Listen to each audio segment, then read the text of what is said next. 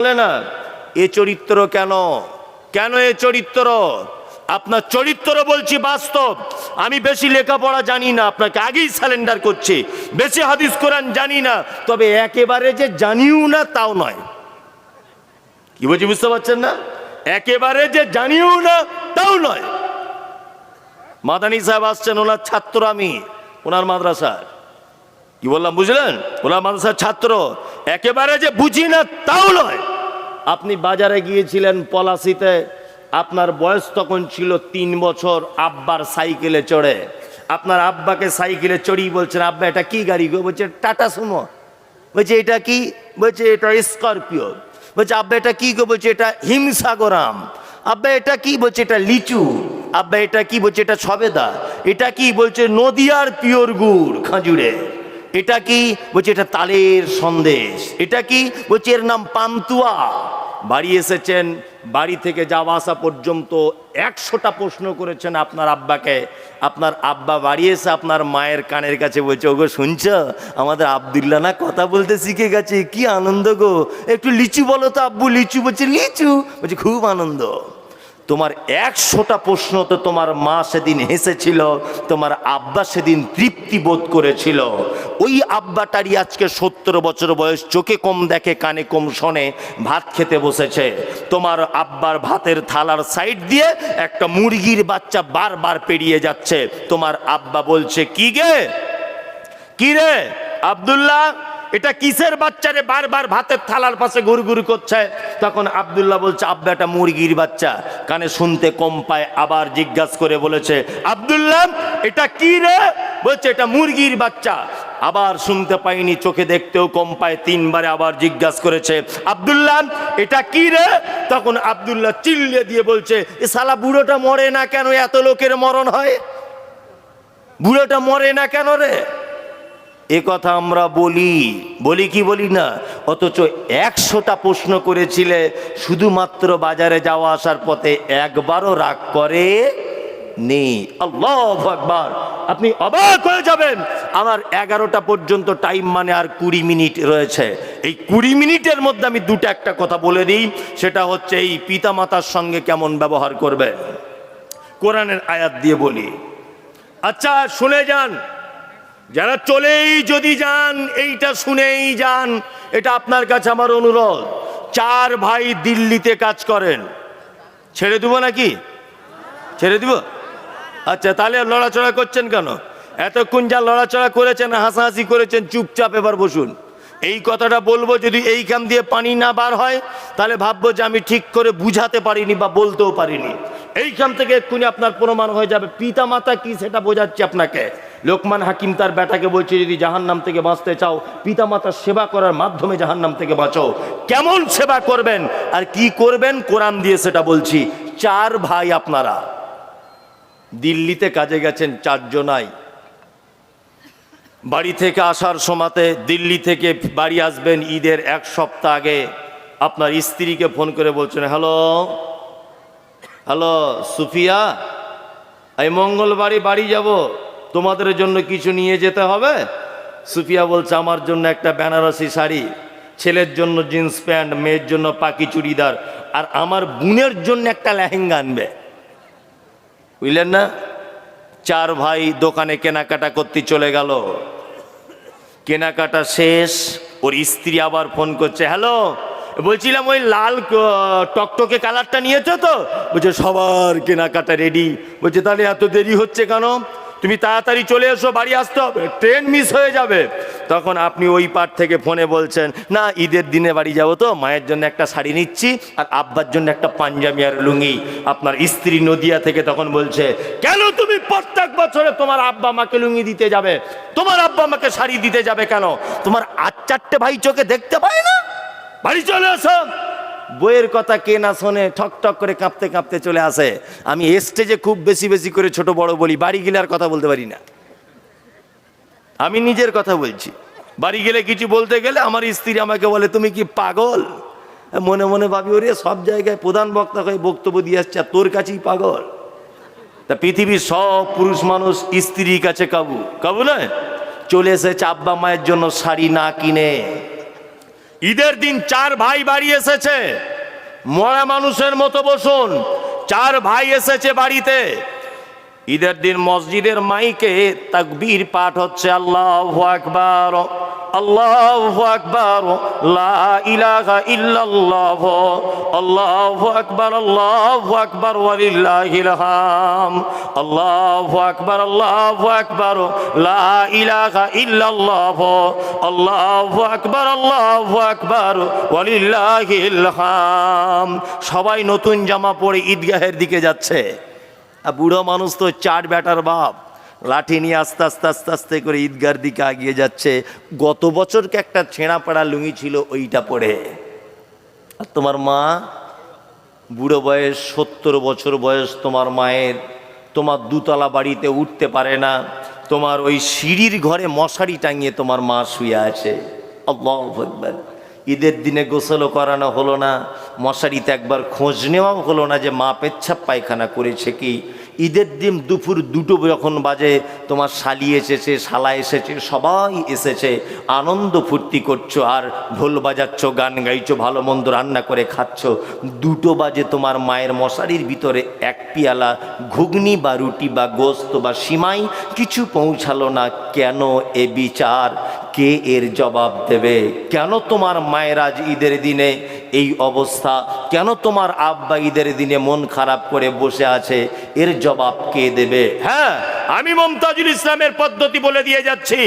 আপনার মায়ের থেকে পৃথিবীতে বড় বদমাইশ আর কেউ নেই। আপনার আব্বার থেকে পৃথিবীতে বড় অপরাধ আর কেউ করেনি। আপনার মায়ের থেকে বড় খারাপ পৃথিবীতে আর কেউ নেই। এই কারণে আজকে ওকে এইভাবে মশারির ভিতরে শুয়ে থাকতে হচ্ছে। ঈদের দিনের করুণ অবস্থা। কারণ তোমার মায়ের 1 নম্বরের বড় অপরাধ হলো এটা, তোমার মা নদিয়া জেলার এই গ্রামের একজন সম্ভ্রান্তা ঘরের মহিলা। তোমার মা জীবনে কোনো পুরুষের মুখ দেখতো না। তোমার মা জীবনে কোনোদিন পাড়া গ্রামে ঘুরে ঘুরে বেড়াতো না। তোমার মা ছিল লজ্জাবতী মহিলা। কিন্তু তোমার মতো বদমাশ ছেলেকে জন্ম দিতে গিয়ে হসপিটালের বেডে পর পুরুষের সামনে সায়া ব্লাউজ খুলে উলঙ্গ হতে হয়েছিল। তোমাকে জন্ম দিতে গিয়ে তোমার মায়ের জীবনের সব থেকে বড় অপরাধ যে নিজের দামি লজ্জাস্থানটা পর পুরুষ ডাক্তারের সামনে উলঙ্গ হতে হয়েছিল তোমার মতো বদমাইশকে জন্ম দিতে গিয়ে। নাম্বার 2 নম্বর তোমার মায়ের অপরাধ, তোমার মায়ের মাথার চুল হাঁটু পর্যন্ত দুলতো, কালো কুচকুচে অপরূপা সুন্দরী তোমার মায়ের চুল। পাড়ার মেয়েরা তোমার মায়ের চুল দেখতে আসতো, কিন্তু তোমার মতোই বদমাশ ছেলেকে জন্ম দিতে গিয়ে হসপিটালের বেডে তোমার মায়ের কালো কুচকুচে চুল লাল রক্তে জমাট বেঁধে গিয়েছিল। এটা তোমার মায়ের 2 নম্বরের বড় অপরাধ। তোমার মায়ের আজকে ঈদের দিনে এই অবস্থা কেন? তোমার মায়ের 3 নম্বরের বড় অপরাধ হলো এটা যে তোমার মায়ের পেটে যখন তুমি ছিলে, তোমার মায়ের বয়স তখন 25 থেকে 26 বছর। তোমার মা অপরূপা চরমা সুন্দরী। ডাক্তার বলেছে নরমালে বাচ্চা হবে না, সিজার করতে হবে। ধারালো কাঁচি দিয়ে তোমার মায়ের চামড়া হাঁসের ডিমের মতো ফর্সা, ধারালো ছুরি দিয়ে তোমার মায়ের পেটের চামড়া কেটে তোমাকে পৃথিবীর মুখ দেখানো হয়েছিল। সেই যে ডাক্তার বাবুরা মোটা সুই আর সুতো দিয়ে তোমার মায়ের পেট সেলাই করে দিয়েছে, আজও জননী সেই ব্যথাতে কাকে কলসি নিয়ে চলতে পারে না। এই তোমার মতো অপদার্থ ছেলেকে জন্ম দিতে গিয়ে তোমার মা মানে বিজ্ঞানের ভাষাতে হচ্ছে প্রত্যেক দিন একটা সন্তান তার মায়ের 8 বার করে দুধ পান করে, একবারে 250 গ্রাম করে দুধ পান করে। কোরআনের ভাষাতে 30 মাস দুধ পান করাতে হয়।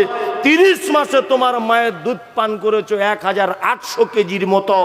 90 টাকা যদি কেজি হয়, 50 টাকা যদি কেজি হয়, তুমি তোমার মায়ের দুধ পান করেছো 90,000 টাকা। এটা তোমার মায়ের সব থেকে বড় অপরাধ। তোমার আব্বার অপরাধ কি না? তোমার আব্বার অপরাধ হলো এটা যে তোমাকে ভালো মিশনে পড়াবে বলে ওই কনকনে শীতে হাড় কাঁপানো তোমাকে কোনোদিন মাঠে যেতে বলেনি। রাত 2টোর সময়তে রস নামাতে গাছে উঠে গিয়েছিল ফাঁকা মাঠে। তোমার স্কুলের বেতন দিতে হবে, তাই তোমার আব্বা মানে কোনোদিন নতুন জামা কাপড় পরতো না, এই কারণে যে যাতে করে আমার বেটা বেটির কষ্ট না হয়ে যায়, এটার নাম আব্বা। চলুন, এটা এদের দুনিয়াতে অবদান। আল্লাহর কোরআনেদের কত মর্যাদা দিয়েছে। আল্লাহর নবীকে জিজ্ঞাসা করা হচ্ছে, ইয়াসআলুনাকা মাজা ইউনফিকুন কুল মা আনফাকতুম মিন খাইরিন ফালিল ওয়ালিদাইন ওয়াল আকরাবিন ওয়াল ইয়াতামা ওয়াল মাসাকিন ওয়াবনিস সাবিল ওয়া মা তাফআলু মিন খাইরিন ফা ইন্নাল্লাহা বিহি আলিম। আল্লাহর নবীকে জিজ্ঞাসা করা হচ্ছে, নবী, সারা পৃথিবীতে আমরা যত দানের রাস্তায় ক্ষয় করি, সারা পৃথিবীতে যত দানের রাস্তা রয়েছে, সারা পৃথিবীতে যত উত্তম দানের কথা আপনি বলেছেন, তার মধ্যে উত্তম দান কোন জায়গায় করা যায়, কোনটা সবথেকে উত্তম দান? আল্লাহর কোরআন বলছে, কুল, নবী আপনি বলে দেন, মা আনফাকতুম মিন খাইরিন ফালিল ওয়ালিদাইন ওয়াল আকরাবিন ওয়াল ইয়াতামা ওয়াল মাসাকিন। পৃথিবীতে তোমরা যত জায়গাতে দান করো, তার মধ্যে উত্তম দান হচ্ছে তুমি তোমার আব্বা মায়ের জন্য যে টাকাটা ব্যয় করো, এর থেকে উত্তম আর কোনো দান নেই। মসজিদে দান করেছেন 1 লাখ টাকা, ধরে নেন 1 লাখ নেকি হলো।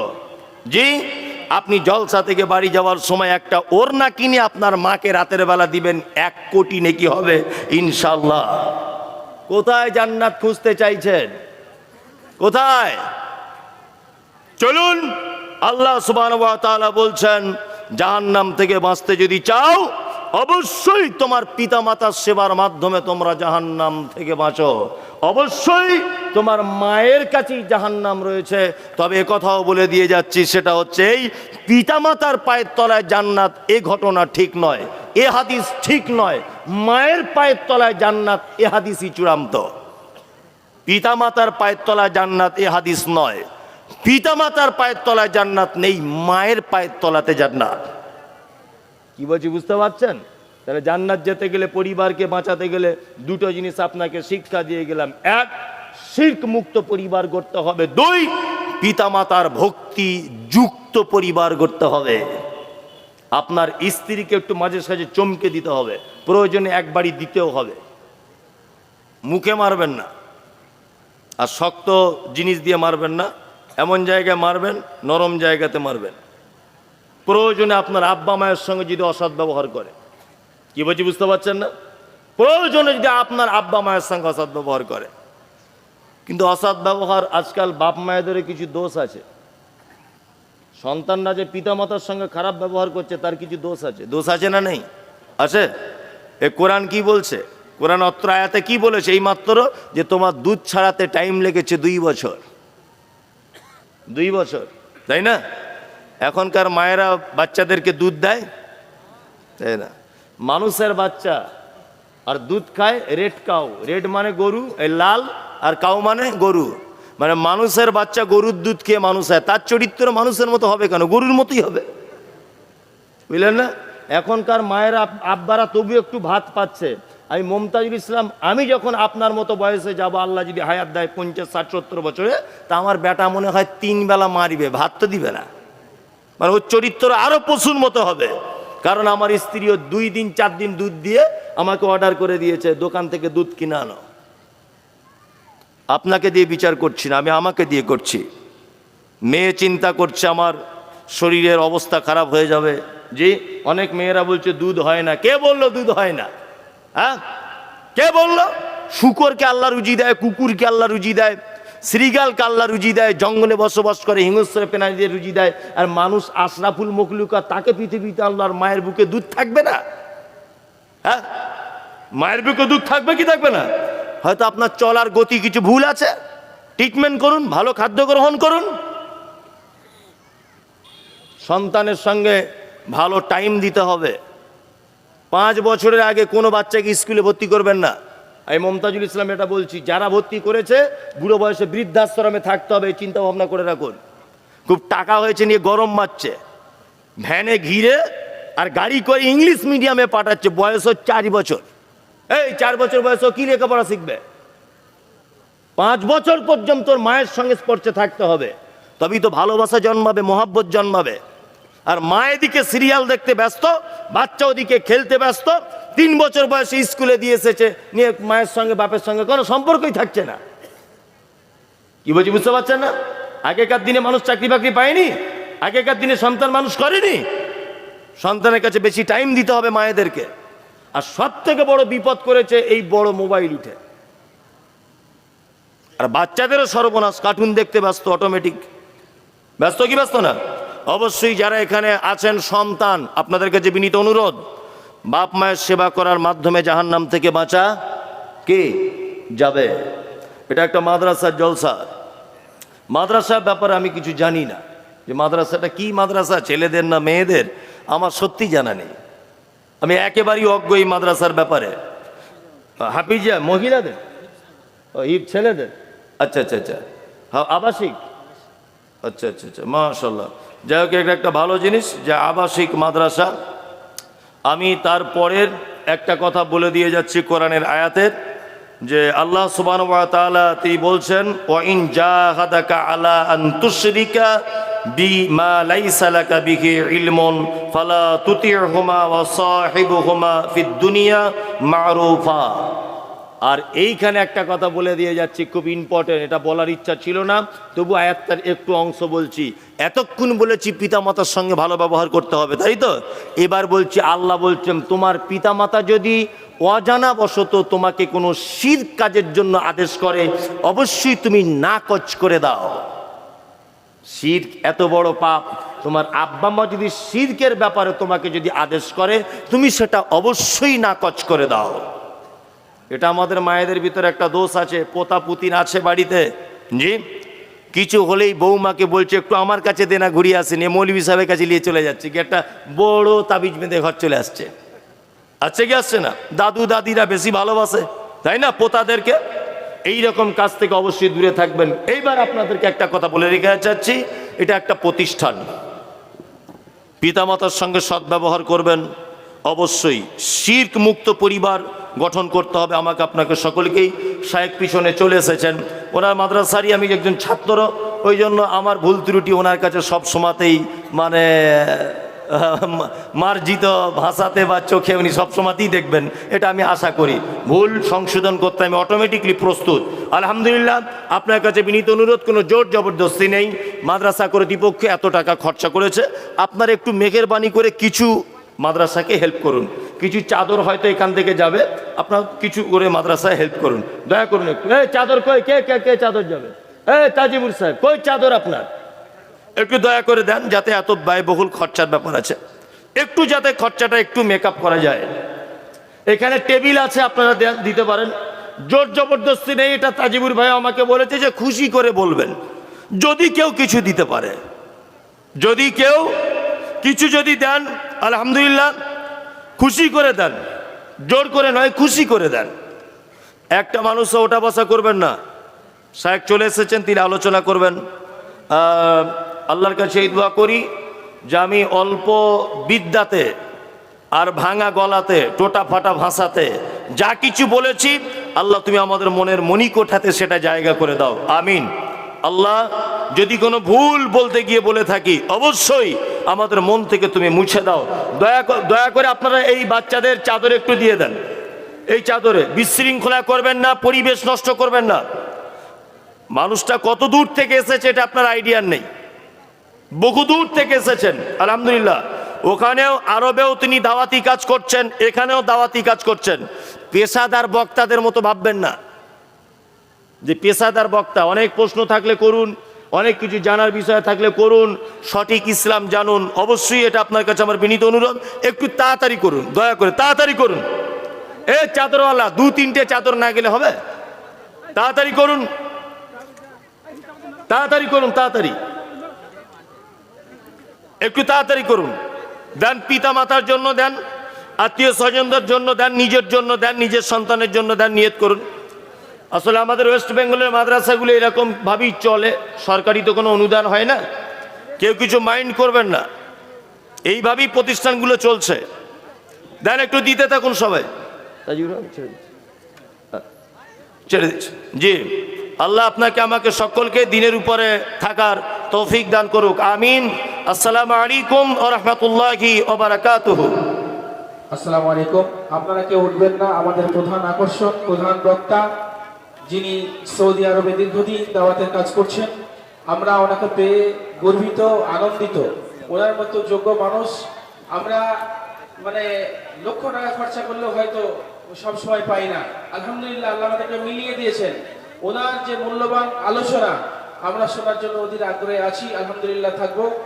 উনি এখনই আলোচনা শুরু করবেন। এই তোমরা যারা করছো তাড়াতাড়ি কাজটা সেরে না বাবা। আর আপনাদের কাছে অনুরোধ করছি, আপনারা কিছু মনে করবেন না, আপনারা খুশি বলে যেটা পারবেন সেটা করুন। তাড়াতাড়ি করে মাদানী সাহেব এখনই আসবেন ইনশাআল্লাহ তাআলা। উনি খুবই সুন্দর আলোচনা করেন, যেটা আপনারা তো জানেন। ইউটিউবে ওনার অনেক অসংখ্য বক্তব্য। উনি দাওয়াতের কাজ করেন, উনি পেশাদার কোনো বক্তা নন, কিন্তু এত মধুর আলোচনা করেন এবং এত হৃদয় গৃহী আলোচনা করেন, যেটা শুনলে ইনশাআল্লাহ তাআলা আপনি বাড়ি যেতে যেতে অবশ্যই কিছু নিয়ে যাবেন ইনশাআল্লাহ। যত আজকে আমাদের আলোচক ছিলেন, সমস্ত আলোচকই মানে অকল্পনীয় ভাবনার আলোচনা করেছেন। আর প্রত্যেকেই কি বলবো, মানে প্রধান বক্তা কেউ কাউকে এখানে মানে বলা যায় না, সবাই প্রধান বক্তা আলহামদুলিল্লাহ। তো মাদানী সাহেব আমাদের এখানে আছেন, সত্যি আমাদের সৌভাগ্য যে আমাদের প্রতিষ্ঠানে ওনাকে পেয়েছি। আপনারা একটু অপেক্ষা করে শোনেন। শেখ আপনি আসুন, আলোচনা করুন। একটু তাড়াতাড়ি বাবুরা, তাড়াতাড়ি করে তোমরা চলো, একটু বসবেন, আপনাদের অনুরোধ করছি, আপনারা কেউ বিশৃঙ্খলা করবে না। আসসালামু আলাইকুম। আর আলোচনা শেষ করে আপনাদের জন্য খাবার আছে আলহামদুলিল্লাহ। এনার আলোচনা শেষে আপনারা খাবার দাবার খেয়ে বাড়ি যাবেন, কোনো অসুবিধা নেই। আলোচনা শেষ করে খাবার খেয়ে বাড়ি যাবেন। সব বসে যান ভাই, সব বসে যান, বসে যান, একটু বসে যান, বিশৃঙ্খলা করবেন না, আপনাদের প্রয়োজন করছি। আসসালামু আলাইকুম। শেখ বলুন। আসসালামু আলাইকুম ওয়া রাহমাতুল্লাহি ওয়া বারাকাতুহু।